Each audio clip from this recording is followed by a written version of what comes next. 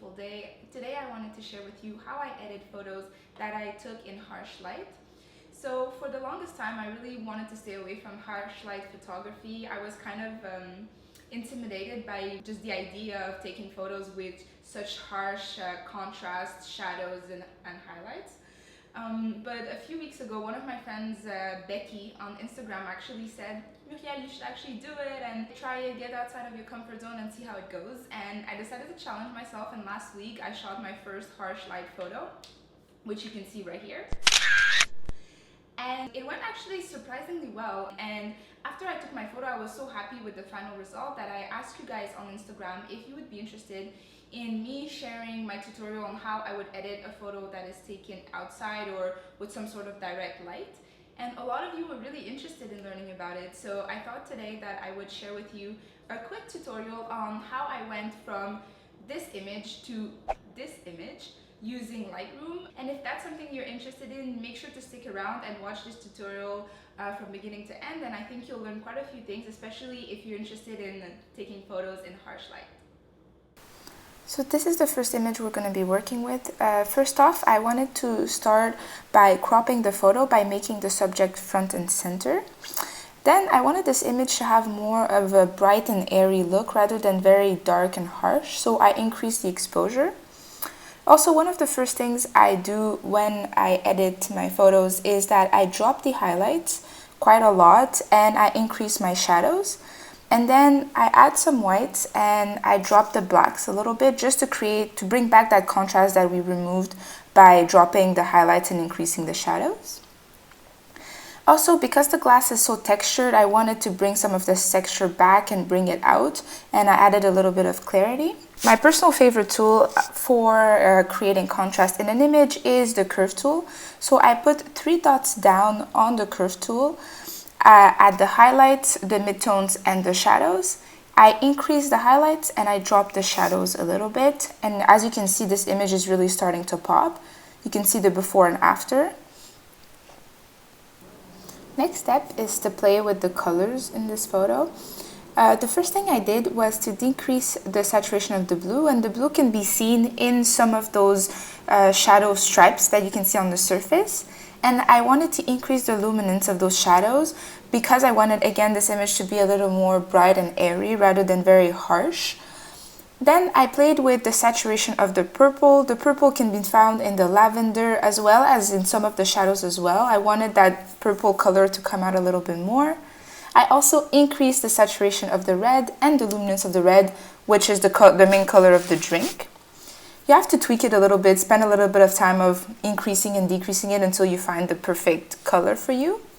Moving on to the sharpening, I personally like to use the masking tool, and I use it by pressing the Option key on the keyboard, and that allows me to see exactly where the sharpening is going to go, and I wanted to keep it really focused on the glass itself. Usually when I'm done all my basic edits, I just go back and edit the image a little bit more, tweak some of the things that I'd like to change. Here I noticed that on the left side of the image, it was a little bit too bright. So what I did is I decreased the highlights and created a gradient filter just to make that part of the image a little bit darker.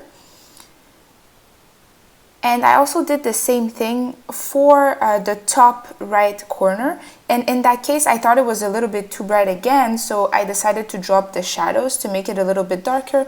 And what that does is that it brings more attention to the main subject who's in the foreground. Next, I used the adjustment brush in order to add some brightness to the glass. So I did that by simply increasing the shadows a little bit and just painting over on the glass itself. You can use the letter O on your keyboard in order to see exactly where you're painting over, but you really don't have to. I sometimes do it, sometimes I don't. And it's a very useful tool in order to see if you're really within the section that you want to paint over. Here's what the image looks like so far. I personally like to press the F, so for full screen, in order to see from up close what needs to be changed. And then I just go back and tweak a little bit more of the image to my liking. In this case, I personally noticed that the blacks were a little bit too harsh. So I brought them back a little bit again because I was going for more of a bright and airy look. I also increased my highlights just a touch using the tone curve. And finally, I increased my sharpness just a tad, and here is what the final result looks like. And here's the before and after. I think it's pretty good. I'm really happy with the final result. It's really bright and airy like I wanted it to be. So this is the second image we're going to be working with. As you can see, it's more contrasty than the previous one, but we're still going to increase the exposure just a touch. And then we're going to drop the highlights and increase the shadows to remove some of that contrast from the photo. But we're going to bring it back by adding just a touch of whites and a lot more blacks in order to make the contrast really pop in the photo. So I just played with it a little bit until I found the place where I was the most happy with, where the blacks were at a good position. Again, I increased the texture and I increased the clarity to make the texture of the glass really pop. I came back to the tone curve and placed my 3 dots on the highlights, the midtones, and the shadows. I increased the highlights a little bit to create again more of that contrast, more of that brightness, and I dropped the shadows a little. At first I did it a little bit too much, as you can see on the photo, so I just moved it back up a little bit so that it wasn't as contrasty. Here's a quick before and after preview. And after playing with the tone curve, I decided to work with my colors. The first thing I did was increase the luminance of the red.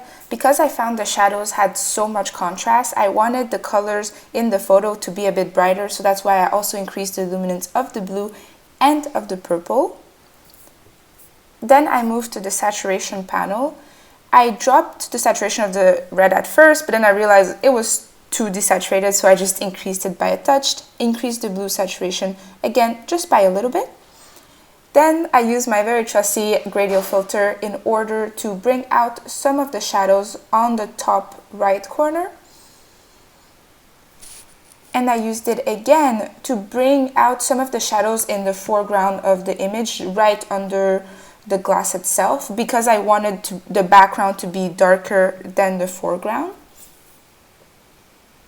I used it one last time to decrease the highlights in the top left corner, and I also dropped the exposure a little bit because I realized that when I decreased my highlights by 100, it wasn't dark enough.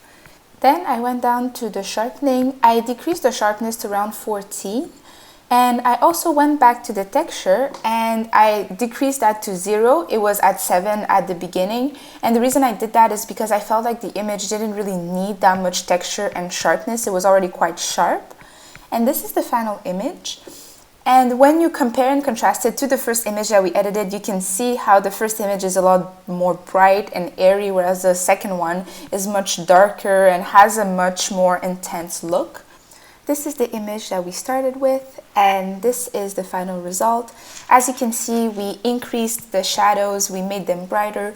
We also made the subject a lot brighter than the rest of the image. We darkened some of the secondary elements that are in the background. We made the image a little bit more sharp, and we also kept the image more bright and airy rather than very, very contrasty. This is the second image that I shot, and this is how it looked like when it was all edited. As you can see, compared to the first image that I just showed you, it's a lot more contrasty. The shadows are much harsher, the colors are more vivid. It's not as bright and airy as the previous photo. Nevertheless, I think it still looks really beautiful. It's just a different kind of style.